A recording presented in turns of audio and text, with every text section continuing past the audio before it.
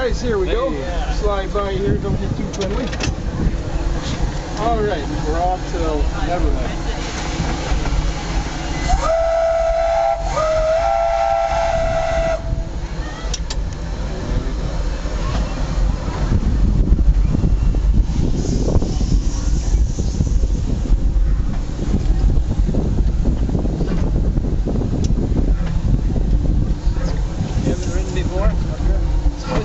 My first time. Oh, Captain EO. Oh, Captain EO. Over in Tomorrowland. Good. Are you Mike? Yeah. Okay. That was Big Joe. Hi. Hey. Here's Tom. I'm Tom. Here's me. Yeah, our dad, he converted his truck to biodiesel. Oh, very cool. Well, this works well because it burns hotter than regular diesel, which we used up a few years ago. This engine to run at Disneyland, Walt Disney himself sat there and ran this engine. Wow. He took it around the park before Disneyland was finished, taking on construction and hauling construction supplies. They took this roof off.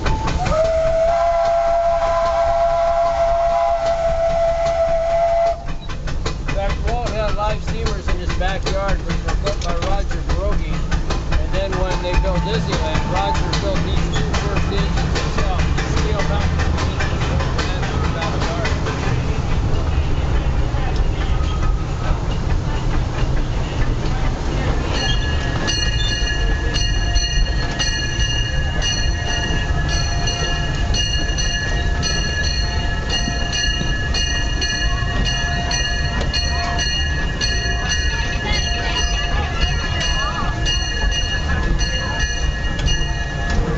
Right here I'm putting water in the boiler. This is the injector.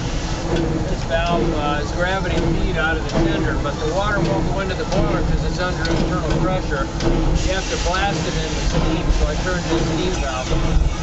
And that's how you get water into the boiler. This is the water level in the boiler right here. It's got to be enough, but not too much. And then that's your pressure. Again, it's got to be enough, but not too much.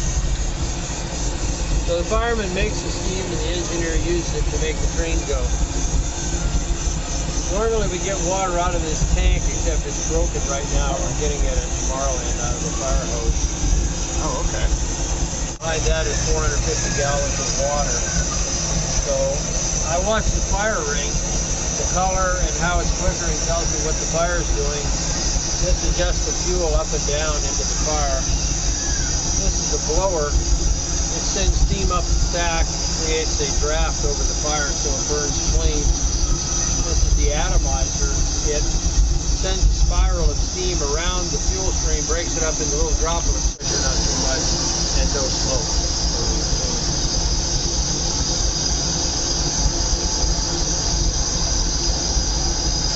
There'll be a 40-question test at the end of all this, so you may want to write the stuff down. Oh, I got it. You want to write it.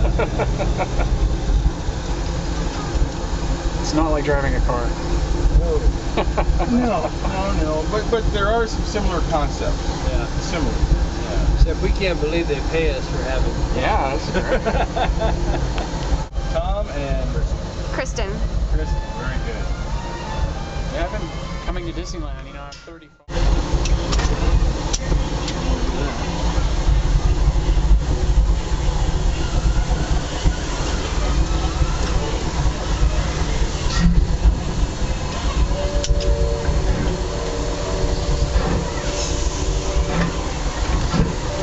When we get out of the tunnel, I'll tell you a little bit about what I do on this side of the engine.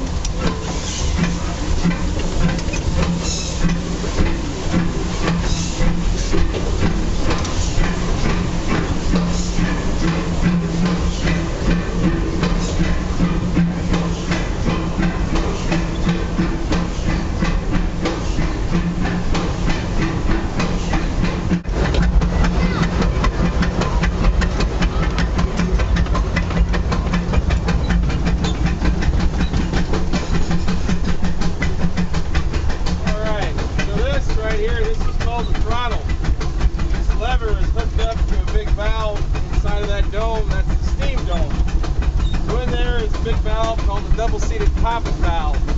Then you open that, take steam out of the boiler, sends it down a pipe called the dry pipe. dry pipe hits another pipe called the Y pipe. The Y pipe splits and it sends steam to both of the engines at the same time. So steam is pushing the piston in both directions, and that's what pulls the train.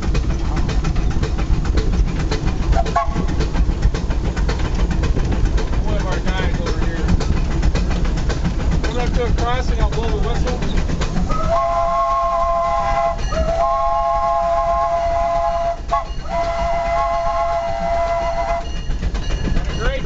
Like this one, you give 2 long whistles, a short whistle, and a long whistle. That means you're coming to a crossing.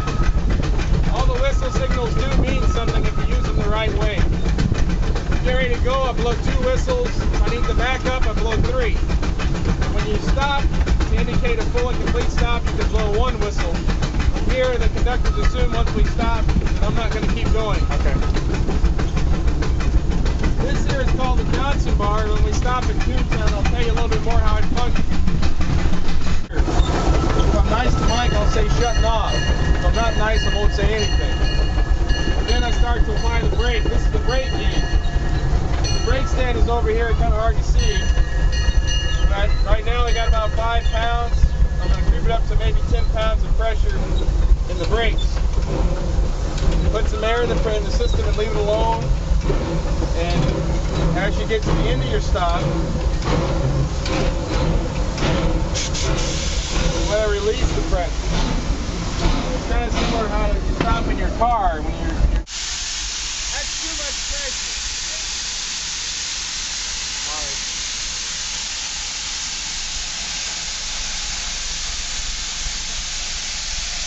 Looks good, Mike.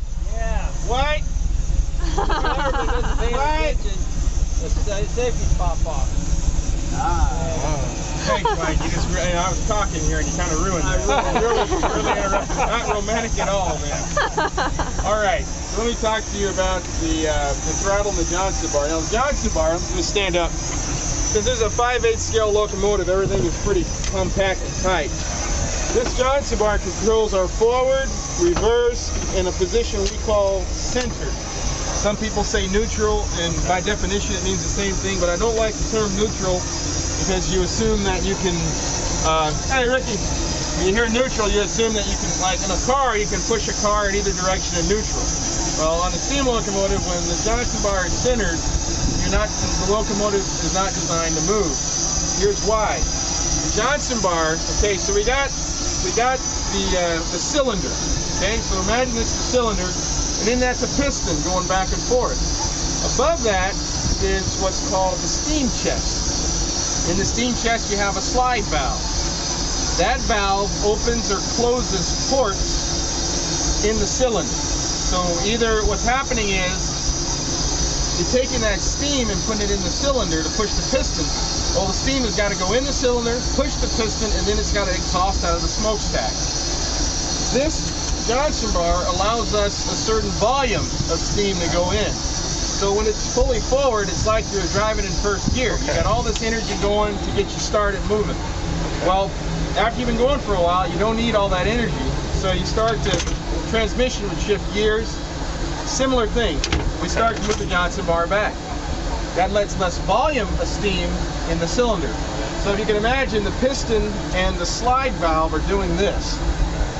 The slide valve in here is also called a D valve, and that's there's a lot of terminology that goes with all this stuff. You got to remember all this, or you won't pass the test.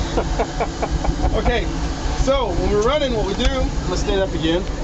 Now we're getting ready to go. So the Johnson bar is in the corner. I'm going to sit down. I'm going to release all the brake. The conductor's giving me all the board, so I want that red needle to go to 0. Okay, 2 whistles. So my brakes are released. I'll close the cylinder cocks. I can tell you about that a little later.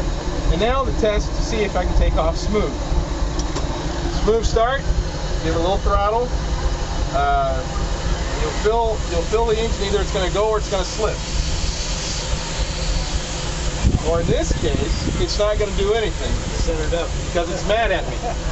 So when it centers up like this, first, a very important thing. Never cuss at your steam engine. Okay.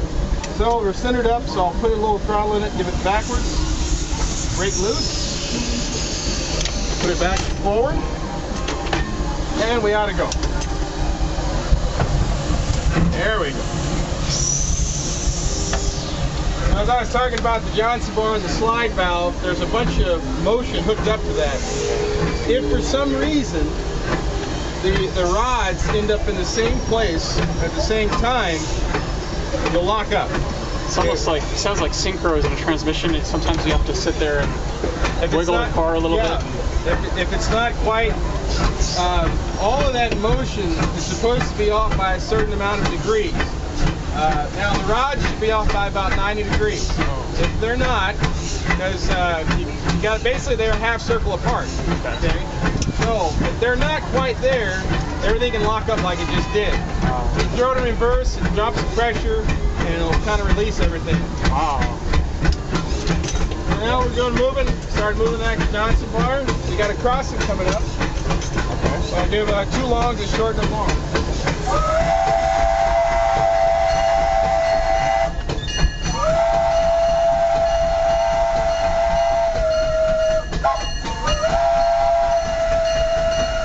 Over here to the left is our roundhouse. That's where we keep the trains. Right now, that's the biofuel truck. We're getting more biofuel. That's our only left-hand turn. Any other left-hand turns, you should probably jump. This is the monorail switch back here. Mike's mad at me. He's gonna call his wife and tell her to curse me. It'll be a real bad day. Does it happen sometimes where it goes out? Oh, yeah. How do you reignite something that large? Listen, the pump is kicking right now. That is a steam-driven air compressor that compresses air for the brake. Oh, okay. And if I have the fire too low or too thin, that is too rich, the fire will suffocate. Just like us, fire's got to have oxygen to survive. And right now you hear that hissing sound, that's the water going in. So I turn off the steam. This engine has a funny sound after I turn the steam off. That's kind of that's a fairly normal sound. And then Groaning. that goes off, I know the water's off. But sometimes the injector will go hot and you get a different sound and you immediately have to start playing with the steam valve to get water into the boiler. Mike, can we show them the fire? Yeah. Oh, we did? Really? Did they open the door? Okay, yeah. All right, we're off to Neverland.